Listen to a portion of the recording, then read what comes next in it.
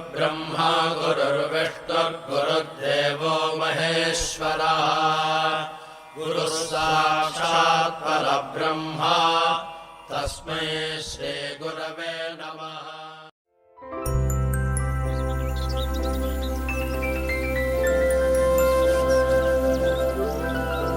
ഓം ശ്രീ സായിരാം. പ്രശാന്തി നിലയത്തിൽ നിന്നും സ്നേഹപൂർവം സായിരാം.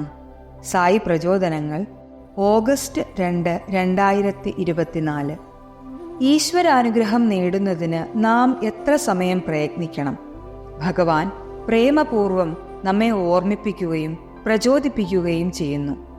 പ്രേമസ്വരൂപരെ, സകല കഷ്ടപ്പാടുകളെയും അഭിമുഖീകരിക്കുന്നതിനുള്ള ശക്തി നൽകുന്നതിനായി ഈശ്വരനോട് പ്രാർത്ഥിക്കുക. ഈശ്വരാനുഗ്രഹത്തിൻ്റെ ഒരു കണികയുണ്ടെങ്കിൽ നിങ്ങൾക്ക് ദുരന്തത്തിൻ്റെ ഒരു പർവ്വതത്തെ തന്നെ മറികടക്കാൻ സാധിക്കും. സ്വത്ത് വകകളുടെയും ഭാര്യ, കുട്ടികൾ, സുഹൃത്തുക്കൾ മുതലായവരുടെയും കാര്യത്തിൽ വേവലാതിപ്പെടുന്നതിൻ്റെ ചെറിയൊരംശം സമയം ഈശ്വരന്റെ പാദത്തെ സ്മരിക്കുന്നതിനായി വിനിയോഗിച്ചാൽ ഒരുവന് യമദൂതന്മാരെ ഭയക്കാതെ സംസാരസാഗരം മറികടക്കാൻ സാധിക്കും. പൂർണ്ണ ഹൃദയത്തോടെ ഒരുവനെ സ്വയം സമർപ്പിച്ചുകൊണ്ട് ഏതാനും നിമിഷങ്ങൾ ഈശ്വരനെ സ്മരിച്ചാൽ അത് ധാരാളം മതിയാകും. വർഷങ്ങളോളം ഇരുൾ മൂടിക്കിടന്ന മുറിയിലെ അന്ധകാരമകറ്റാൻ ഒരൊറ്റ തീപ്പെട്ടിക്കൊള്ളി ഉരച്ചാൽ മതിയാകും. കുന്നോളം കൂട്ടിയിട്ട പഞ്ഞി കത്തിച്ചാമ്പലാകാൻ ഒരു ചെറിയ തീപ്പൊരി മതിയാകും എന്നതുപോലെ പൂർണ്ണ ഹൃദയത്തോടെ ജപിക്കുന്ന ഒരു രാമനാമത്തിന് പാപത്തിന്റെ പർവ്വതത്തെ തന്നെ നശിപ്പിക്കാൻ സാധിക്കും.